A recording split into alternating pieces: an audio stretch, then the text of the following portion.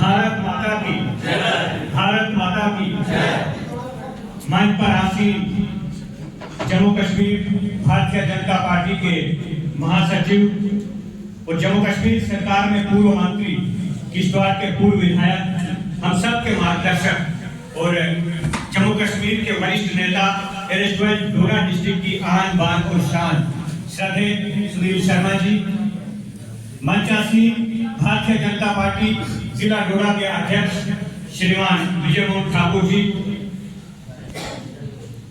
मंचासीन BDC counsellor, सभी मंडलों के मंडलाध्यक्ष, अन्य महानुभाव, उपस्थित भारतीय जनता पार्टी के वरिष्ठ नेतागण, बूथ स्तर से आए हुए बूथ अध्यक्ष, शक्ति केंद्र इंचार्ज, पार्टी के विभिन्न बूथों से आए हुए कार्यकर्ता, आप सभी को यहाँ इस सभागार में उपस्थिति के लिए आभार और धन्यवाद। हम सब जानते हैं कि भारतीय जनता पार्टी और हम सब संसार की सबसे बड़ी राजनीतिक दल के कार्यकर्ता हैं और हमें इस बात का भी गर्व है कि हम संसार के सबसे शक्तिशाली नेता हमारी पार्टी के कार्यकर्ता रहे हैं। प्रधानमंत्री मोदी जी के नेतृत्व में जिस प्रकार भारत का नाम पूरे विश्व में सम्मान से लिया जाता है, इस बात का भी हम सबको गर्व महसूस होता है।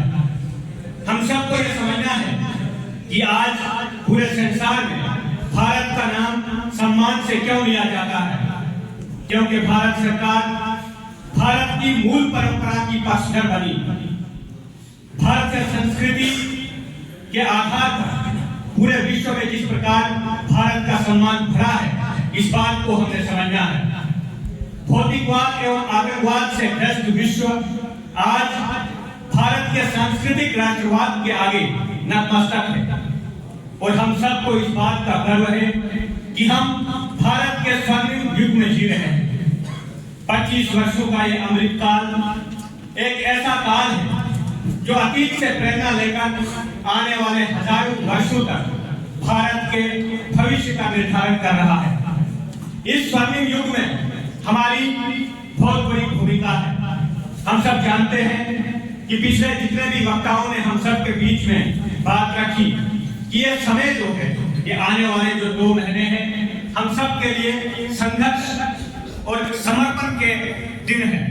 हम सब घर घर जाकर और जन जन के साथ संपर्क करें कि ये जो 2 महीने हैं, ये हम सब के लिए कितना महत्वपूर्ण है। साथियों, हमारे प्रधानमंत्री मोदी जी ने जो विकसित भारत का संकल्प लिया है, उस संकल्प को साकार करने के लिए 2024 के आम चुनाव कितने महत्वपूर्ण है, इस बात को हमने समझना है। क्योंकि ये चुनाव वो आधारशिला रखेंगे जो विकसित भारत को वैश्विक स्तर पर महाशक्ति के रूप में प्रस्तुत करे। यदि इन 2 महीनों में हमने थोड़ी सी भी चूक की तो हमारे मोदी जी का जो सपना है वो साकार नहीं हो पाएगा।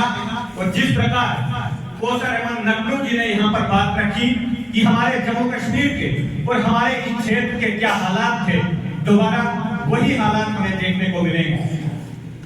मैं आप सबके सामने बताना चाहूंगा कि हम भारतीय जनता पार्टी के कार्यकर्ता हैं और भारतीय जनता पार्टी कोई साधारण राजनीतिक दल नहीं है। जब हम भाजपा का काम करते हैं तो हम केवल एक राजनीतिक दल का ही काम नहीं करते हैं। हम समृद्ध, वैभवशाली, शक्तिशाली और भव्य भारत के निर्माण के लिए काम करते हैं।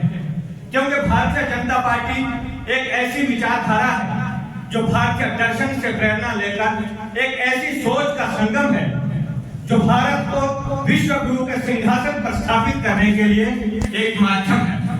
इसलिए मेरा आप सभी से आग्रह है कि हमने उस संघर्ष में जब कठिनाइयां थी तब हमारे नेताओं ने जिस प्रकार संघर्ष किया है, तो आज जो माहौल हमारे बीच में बना है, हमारे पूर्व नेताओं के संघर्ष से उस माहौल में हमें काम करना आसान है।